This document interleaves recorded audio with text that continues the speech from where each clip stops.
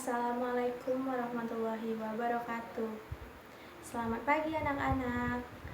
Apa kabarnya nih hari ini? Alhamdulillah. Baiklah, sebelum mengawali pembelajaran kita pada hari ini, ada baiknya kita berdoa dulu. Nah, silakan ketua kelas memimpin doa. Nah, anak-anak, sebelum kita belajar, rapikan dulu ya tempat duduknya.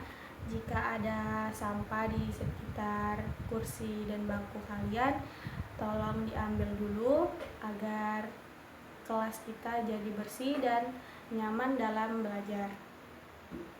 Baiklah, Ibu akan mengabsen dulu kehadiran anak-anak sekalian. Nah, anak-anak, setiap manusia itu pasti ingin menjadi orang sukses.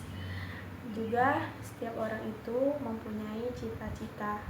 Untuk meraih dan menggapai cita-cita tersebut, tentu setiap orang harus belajar. Dengan belajar, wawasan kita akan terbuka luas. Jangan pernah menyerah dengan keadaan apapun yang terjadi. Keluarlah dari zona nyaman, majulah untuk meraih mimpi. Sebab setiap orang berhak punya impian. Setiap mimpi harus digapai.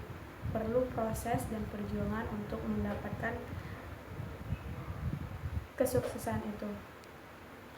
Nah, keluarlah dari zona nyaman dan berjuanglah. Maka jangan pernah berhenti untuk belajar, jangan pernah menyerah, jangan malas ya anak-anak. Baiklah anak-anak, pada hari ini kita akan mempelajari tentang ciri-ciri jenis-jenis historiografi. Nah, ada yang tahu jenis-jenis historiografi itu apa saja? Ya, benar sekali.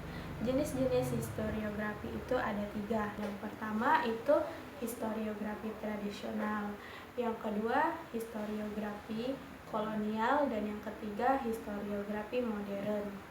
Anak-anak, Ibu akan menampilkan PowerPoint tentang ciri-ciri historiografi.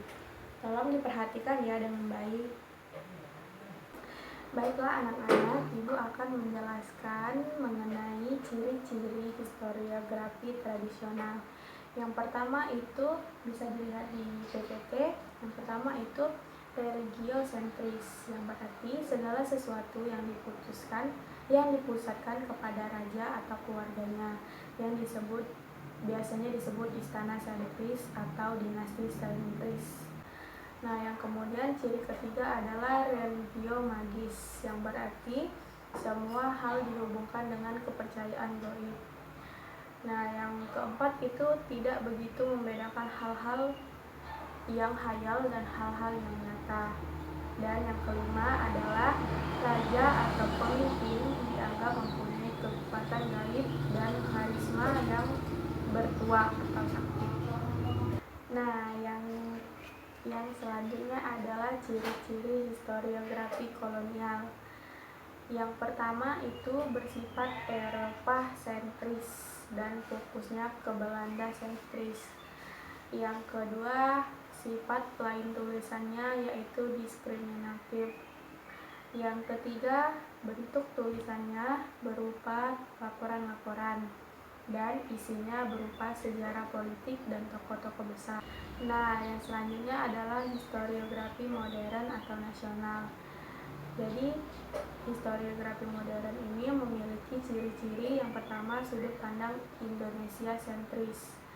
Yang kedua yaitu bersifat kritis analisis dan dengan menggunakan pendekatan multidimensional. Yang ketiga yaitu menonjolkan peran bangsa Indonesia, kemudian mengungkapkan mikrohistori sehingga yang disajikan atau yang dihasilkan adalah sejarah populis, bukan sejarah elitis.